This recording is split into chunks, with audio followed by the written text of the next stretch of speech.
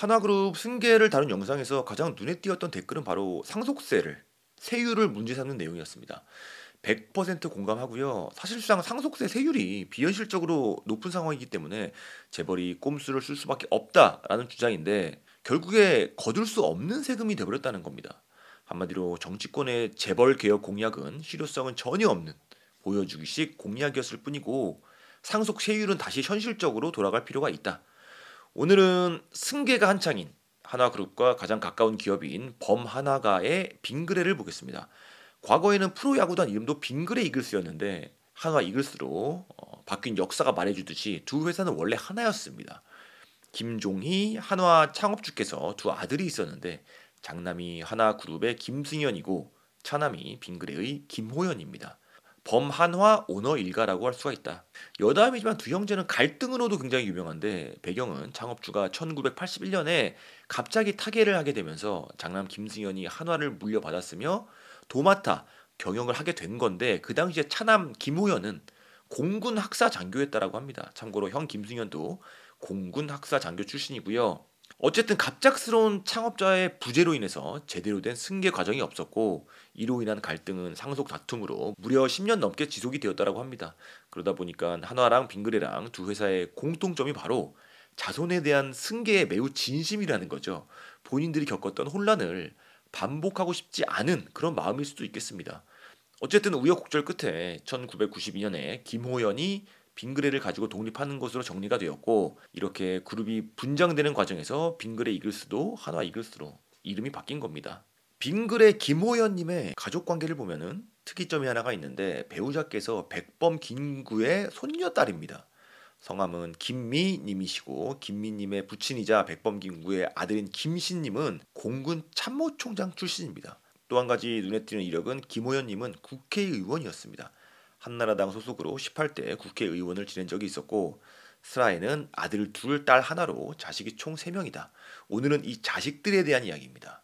정확히는 빙그레의 승계에 대한 이야기를 해보도록 하겠습니다. 결론부터 얘기하면은 승계는 너무나도 힘들고 점점 더 힘들어질 듯하다. 그 속사정의 키워드는 바로 빙그레의 구설수입니다. 빙그레는 구설수가 넘사벽으로 많다라는 거죠. 우선 김호연의 장남 김동환 사장의 폭행 사건부터 시작을 해보면은 폭행을 한 상대가 그냥 일반인이 아니라 경찰입니다. 근데 이 문제가 매끄럽게 마무리가 되기는커녕 점점 더 상황이 안 좋아지고 있다는 건데 이미 1심에서 유죄를 받은 것 동시에 벌금 500만 원을 맞은 부분인데 판결에 대해서 검사 측에서 항소를 했다라는 겁니다. 그래서 여전히 재판이 진행 중인 상황이고 문제는 이 사건을 일으킨 장남 김동환이 빙그레 승계의 핵심 인물이라는 거죠. 현재 형사 재판이 진행 중이다. 이러한 구설수라는 요소가 차세대 경영인에 대한 불확실성을 증폭을 시키면서 중요한 경영적 결정을 진행하는 데 있어서 매우 큰 어려움을 주고 있다고 합니다. 자세한 건 승계에 대한 결정이죠. 재밌는 것은 빙그레 김호연 회장의 아들뿐만 아니라 한화그룹의 김승현 회장의 아들들도 둘째와 셋째가 폭력 사건으로 유명하다라는 거죠. 심지어 왕 회장님인 김승현까지 아들들과 폭행 문제를 일으킨 상대방을 청계산으로 불러서 또 다른 폭행 사건을 일으킨 유명한 일화가 있고요. 한화 가문 특유의 호전적인 기질 때문에 갈 길이 급한 빙그레의 승계 작업에 발목이 붙들리고 있다는 겁니다. 이뿐만 아니라 일감 몰아주기 논란도 있는데 사실상 승계 과정을 가장 미궁으로 빠뜨린 사건이기도 하고 이 사건의 주인공 역시 승계의 핵심 피스라는 건데 일감을 불법으로 받은 빙그레의 계열사 이름이 제때라는 회사입니다. 이 회사는 빙그레 그룹의 미래라고 볼 수가 있고 세 자녀들의 지분만 100%인 회사입니다. 하나그룹으로 치면 하나에너지에 해당이 된다고 볼 수 있는 것이고 추후에 빙그레의 옥상호 구조의 지주사 입지가 예상이 되는 회사인 거죠. 빙그레의 문제는 여기서 끝이 아닌데 일감 몰아주기의 연장선상에서 공정거래법을 상습적으로 위반했던 전적이 있다라는 겁니다. 문제를 자주 일으킨 부분이 중요한 순간에 치명타로 돌아온 겁니다. 과거에도 공정거래법을 위반한 적이 있는데 2024년 2월 28일에 독점 규제 및 공정거래법 위반 혐의로 기소가 된 빙그레 주식회사에게 벌금 2억 원을 선고했고요. 자세한 내용은 국내 4대 아이스크림 제조사가 마진율 인하, 판촉 행사 품목 제한, 낙찰가 결정 등을 합의하고 이를 실행함으로써 영업 전반에 대해 계속적 반복적 담합 행위를 한 것이라고 합니다. 이게 끝이 아니고 2007년에는 빙그레는 콘류 가격 담합으로 공정거래위원회로부터 7억여 원의 과징금 처분을 받은 전력이 있다라고 합니다. 벌금의 정도나 처벌의 형평성 유무를 떠나서 이런 반복되는 위법 행위로 인해서 승계 절차에 차질이 생기고 있다는 거죠. 앞선 영상에서 한화그룹의 승계 과정을 이야기했지만 한화그룹 또한 승계의 핵심 피스인 하나에너지를 준비하는 데만 20년을 넘게 공을 들였습니다. 반면 미래의 지주사인 하나에너지의 탄생을 눈앞에 두고 있는 매우 중요한 현 시점에 여론이 급 냉각이 돼버린 건데 이게 범 한화가의 저주인지는 모르겠으나 한화 에어로스페이스의 유상증자권이 터져버린 겁니다. 최근에 주 한화를 포함해서 한화 계열사들의 주가가 폭락을 하고 있고 하나그룹의 승계에 대한 문제의식도 함께 조명을 받게 된 상황이라는 겁니다. 중요한 순간에 위기가 찾아온 범 한화의 상황을 유심히 지켜봐야 할 듯합니다.